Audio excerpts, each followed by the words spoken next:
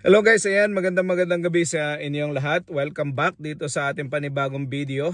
Sa lahat ng mga kapwa ko OFW na may negosyong RTL at sa lahat ng mga kapwa ko OFW na gustong magnegosyo ng RTL, welcome po kayo dito sa ating panibagong video, no? So,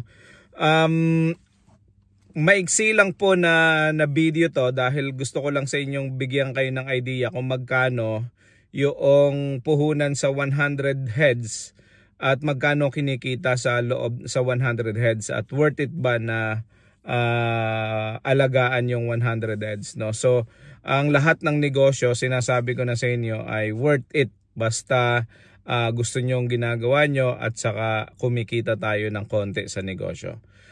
Lahat ng yan pag-uusapan natin pagkatapos lang ng maikling intro.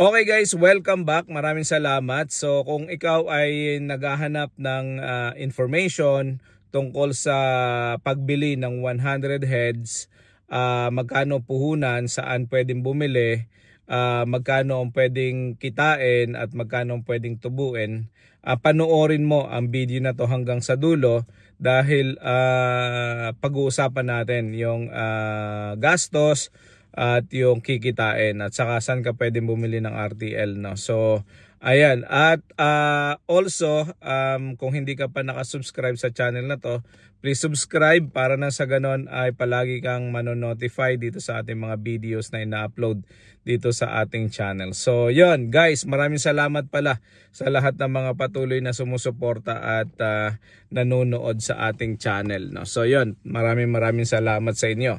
So ngayong gabing ito, pag-usapan natin yung 100 heads guys, no? Kasi marami pa rin na nagtatanong sa atin, though meron na tayo na mga video na yan na nauna. Ang problema dyan, medyo obsolete na, no? Ang presyo kasi ng mga manok nagbabago-bago, ang presyo ng itlog nagbabago-bago at nagbabago lahat, no? So nagmamahal ang lahat, nagmumura ang lahat, no? Magmamahal ang mga manok, nagmumura ang mga itlog, no? So nagbabago-bago. So this is an updated version ng ating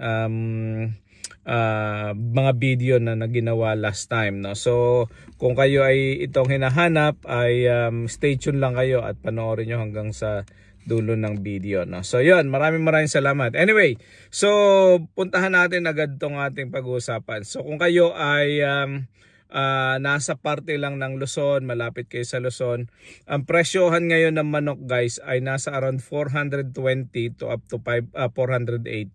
Depende yan sa kukuhanan nyo ng manok at depende sa legitimacy. Minsan may mura, may 400, may 380 lang, 390, pero hindi legit, no? So make sure na legit yung inyong kukuhanan. So kung kayo ay 100 ang puhunan, 100 chicken ang gustong bilhin, 42,000 yung kung 420 ang makukuha ninyo, 42,000 ang magiging puhunan nyo sa manok. So ang cage na paglalagyan nyo niyan ay 2 cage kasi 48 ang laman ng isang cage.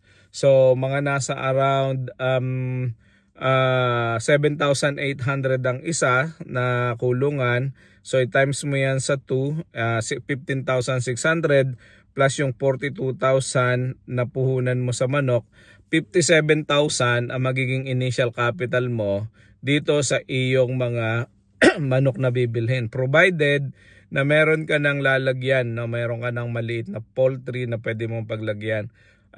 Pero ito naman poultry na to, pwede mong gawin to, yung 100 na manok ay pwede mong ilagay sa poultry na maliit lang, no? Kayang-kaya mo nang gawin yan sa loob, sa likod ng bahay mo, no?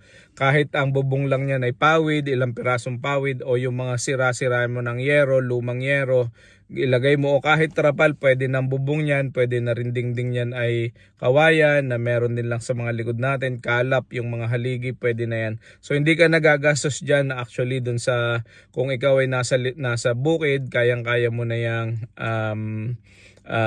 i-provide, no? O yung mga luma ninyong mga kulungan, mga ganon, piggery, mga gano'n. So hindi ka nagagastos dyan. Kung maaari ay mas makakatipid tayo kung hindi na tayo gagastos dyan. So 57,600 ang puhunan initial capital. Medyo pwede na, no, pwede na. So ngayon, ang pandagdag na lang siguro diyan ay konting-konti lang kung mahilig kayong kung pwede naman kayong hindi gumamit ng mga multivitamins at saka antibiotics kung kailan nyo lang kailangan. Pagka medyo nahihina ang inyong mga manok, bilan nyo ng antibiotics, o pag medyo may sakit, bilan nyo antibiotics. Siguro madadagdag na added expenses nyo lang dito sa isang buwan, mga nasa around 1,000 pesos. So yun ay kasama na ang vitamins at saka antibiotics. So plus 1,000 tayo, ayan, 58,600 ang puhunan ninyo. No, so provided na kayo nang mag-aalaga, hindi nyo naman papaalagaan to sa iba kasi syempre 100 heads lang to. So yan, 58,600. Kung may 58,600 ka na puhunan, pwede na to. Okay, so ngayon magkano ang posibleng kitain sa isang buwan? No, so pwede nyo kitain sa isang buwan ay sabihin mo na yung 100 na manok ay mangingitlog ng 85% to 95%, 99%, nagwa 100% pa ngayon, guys. So dahil kokonti yan, madaling matutukan, madaling maalagaan, no? So nag 85% yan to up to about 95% to 99% to 100. So sabihin na lang natin 85 na itlog ang nakokolekta natin every day. So kung 85 times 30 days, 2,515 na itlog ang inyong makokolekta o may ibenta. So ngayon, sa current price ngayon is 230 ang per tray ng assorted. So ang benta namin 230 sa aming farm, no. So i-divide natin yung 2,550, so sa 30, so yan ay 85 trays yan. So dahil 85 trays times natin sa 230, 19,550. So yan yung iyong gross income sa loob ng isang buwan, no. So 19,550. So ngayon, magkano kinakain ng manok sa loob ng isang buwan? Siyempre, ma-minus natin yung pagkain ng manok. So yung pagkain ng manok, yung 100 mo, kakain niya ng mga nasa 100 to 110 grams every day. So yung 100 times 100, 10 kilos yon. 10 kilos per day. So sa loob ng isang buwan, kakain niya ng mga nasa 6 na sako o 300 kilos, no. So mga nasa 300 kilos yan every month. So dahil every month 300 kilos, 6 na sako, itatimes natin yan sa 1,470, which is yun yung ginagamit namin feeds, 1,470 ang benta sa amin, times 6. So mayroon tayong gastos sa feeds na 8,820. No, okay? So 8,820. Okay, so 8,820 plus yung 1,000 nating gastos every month. So 9,820 ang ating gastos sa feeds pa lang ito at saka sa vitamins and antibiotics. So sa isang buwan to, ha. So i-minus natin sa kanina 19,550 minus 9,820. Meron kang kikitain sa isang buwan na 9,730 pesos. O hindi na ito masama, guys, ha? Hindi na ito masama. Kasi ang iyong kikitain is 9,730. Ngayon, kung ito'y gagastusin mo na pag natapos yung iyong cycle, ay wala ka ng pamuhunan sa susunod. So babawasin mo ngayon yung puhunan mo kanina na para sa iyong manok at saka dun sa iyong kulungan. So babawasin mo para ikaw ay may pang puhunan ulit sa susunod na cycle. Bear in mind na ang isang cycle ay 20 months. So kanina ay meron tayong 42,000 plus yung 15,600 plus 15,600 na kulungan. So 57,600 divided by natin yan sa 20. So 2,880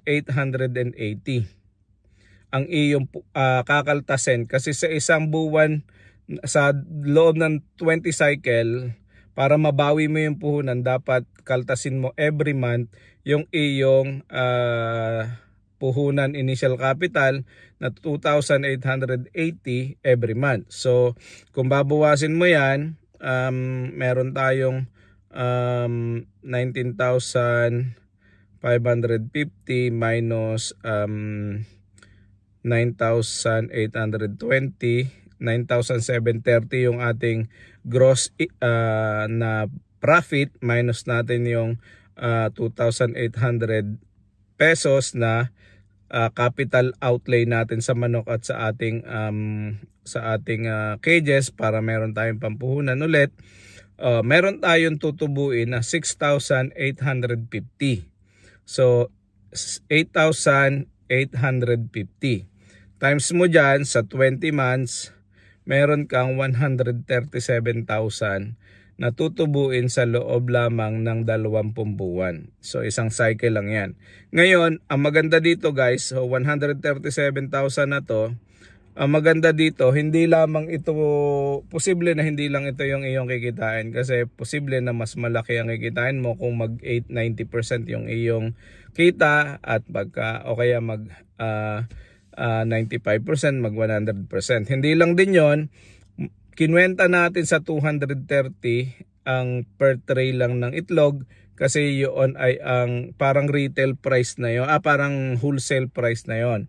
So pagka kayo ay nagbibenta na ng itlog, mas mahal na ang itlog kung i-retail ninyo. So syempre, kung halimbawa ang itlog ngayon sa market ay ang large ay 300, ibebenta nyo ng 300. Kasi kung ang 85 lang na eggs ang inyong available, 3 trays lang every day, 3 lang, ibenta nyo siya ng retail. Kasi bakit nyo naman ibibenta ng wholesale? Kasi syempre kulang na kulang pa yan. So ibenta nyo na yung ng 10 piso ang isang itlog, o kaya 9 pesos, 8 pesos, para mas malaki ang inyong kikitain. So posible na mas malaki ang inyong kita.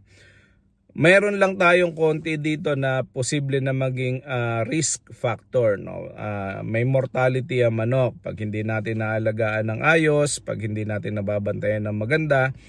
Posible na may mga manok tayo na mamatay. So lagi natin tatandaan na merong mga ganitong risk factor, no? Pwede tayong mamatayan, pwede tayong mawalan ng manok ng 5-10, no? Sa ganitong negosyo, lagi namin binibigyan ng 10% mortality rate. So mula sa pagkaalaga ninyo hanggang sa cycle, matapos ang cycle, ito ay posibleng maging 10 na manok ang mamatay o maybe more. Ang maganda din dito, ang manok natin pag maayos nating inilagaan, hindi lamang siya tumatagal ng 20 months. Tumatagal siya up to 36 months. Nangingitlog pa sila lahat. So pwede pa natin yan na pakinabangan ng 1 taon at saka 6 na buwan. So 4 na buwan, no? So 36 months, kasi madadagdagan na 16 months ang cycle mo. Depende yan sa alaga. Minsan 120 weeks lang okay na, minsan 130 weeks okay na. Pag bumababa na yung itlog ninyo, medyo tumatanda na ang manok, medyo lumiliit na yung production, kailangan ng ibenta at ikal, no? So ngayon, yung 100 mo, pwede pang pag nagkal na kayo, pwede madagdagan ng kita.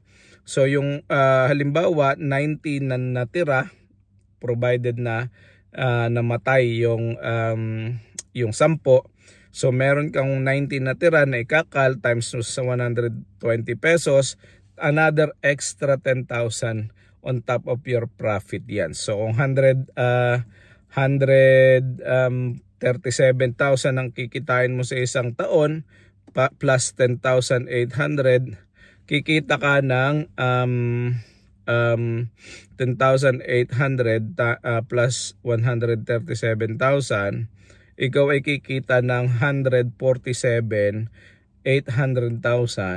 sa isang taon. Ito ay labas na yung iyong pinuhunan na kulang-kulang 60,000, 57,000 na puhunan. So idagdag mo yan doon, yung 57,600 mo, meron kang 205,400 nakikitain sa loob ng isang taon.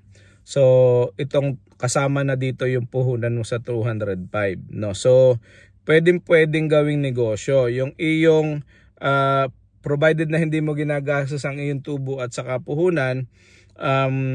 Yung 57,600 mo sa loob ng 20 months ay magiging halos quadruple, no? So 200,000 halos ang iyong magiging return of investment. So 57,600 na pinuhunan, babalik sa iyo 200 plus thousand, no? So provided na hindi mo ginastos yung iyong tubo, hindi mo ginastos yung iyong pinuhunan. So guys, yun lang. Maraming salamat. God bless at sana ay nakatulong sa inyo ang video na to. At kung hindi pa kayo naka-subscribe, please subscribe. Kung hindi pa rin kayo naka-follow sa ating Facebook page, please follow. Thank you. God bless and I love you all. Happy New Year and have a good day. At sa ating mga kapwa OFW, trabaho lang tayo. Ipon, magpuhunan at magnegosyo para makauwi na tayo. God bless. Bye-bye. See you later.